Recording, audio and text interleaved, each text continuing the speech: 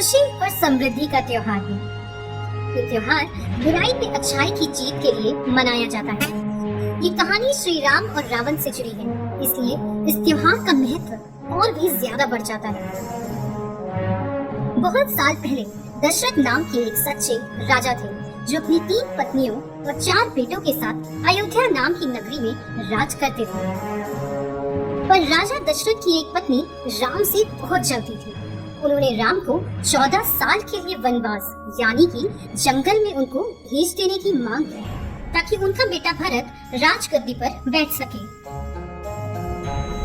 राजा अपनी बात के पक्के होने के कारण राम को वनवास पे भेज देते हैं। राम अपनी प्यारी पत्नी सीता और अपने प्रिय भाई लक्ष्मण के साथ वनवास के लिए निकल जाते हैं।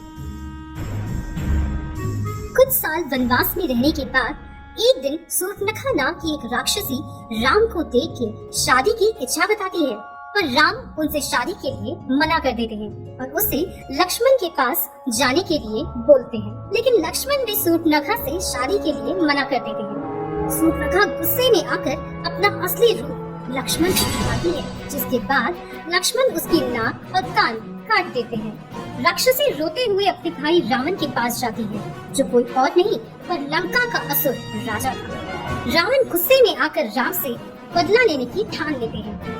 रावण दूसरे असुरों की मदद लेते हैं, जो एक ओर सुनहरे हिरण का रूप लेकर राम और लक्ष्मण का ध्यान भटकाते हैं, तो दूसरी ओर रावण कुटिया से सीता का अपहरण कर देते हैं। राम और लक्ष्मण वापस आकर सीता को लापता पाते हैं। तब उन्हें पता चलता है कि जब वो यहाँ नहीं थे, तब कुछ न कुछ तो बुरा हुआ है। तो फौरन वो दोनों सीता को ढूंढने के लिए निकल पड़ते हैं। रास्ते में उनको वानरों और भालुओं की सेना मिलती है, जो उनकी मदद करने के लिए तैयार हो जाती है। उनमें से एक वानर का नाम था हनुमान, जिसने राम की हमेशा सेवा करने का प्रण लिया था। अब हनुमान कोई साधारण वानर तो थे नहीं, वो पहाड़ों से ऊंचा उड़ सकते थे और उसमें अलौकिक शक्तियां भी थी। वो एक ही छलांग में पूरा समंदर पार कर सकते थे, इसलिए वो राम के सबसे प्यारे मित्र बन जाते हैं। वो हनुमान ही थे जो रावण की लंका की एक सुंदर बागीचे में सीता को बंधा पाते हैं। हनुमान सीता से वादा करते हैं कि राम उनको छुड़ाने के लिए जल्द ही आएंगे। वो फिर राम के पास सीता का पता लेकर आते हैं, जिसके बाद राम अपनी वानर और भालुओं की सेना को लेकर लंका के लिए रवाना हो जाते हैं। जल्दी ही दोनों शक्तिशाली सेनाओं के बीच में जंग छिड़ जाती है। राम की सेना असुरों की सेनाओं को मार देती है, सिवाय रावण के। इसलिए अब ये जंग सिर्फ राम और रावण के बीच में रह जाती है। राम रावण को अपनी गलती सुधारने का और सीता को लौटाने का एक आखिरी मौका देते हैं, लेकिन रावण तो राम पर हथियारों की बारिश कर देते हैं। राम भी लगातार रावण पर प्रहार करते रहते हैं, पर फिर भी वो रावण को हरा नहीं पाते। आखिर में रावण के भाई विभीषण राम को बताते हैं कि रावण की सबसे बड़ी कमजोरी उसकी नाभि में है, जिसके बाद भगवानों का दिया हुआ तीर राम रावण की नाभि में मारते हैं, जिससे रावण की मृत्यु वहीं हो जाती है।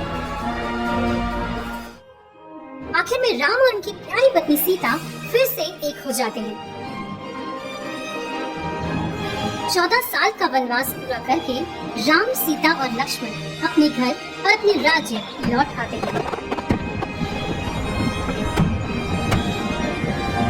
इसलिए हर साल हम रास्तों, घरों और दफ्तरों को दियों से सजाकर दिवाली का त्योहार धूमधाम से मनाते हैं, ठीक उसी तरह जैसे अयोध्या की नगरी राम और सीता के लौटने पर सजी हुई थी।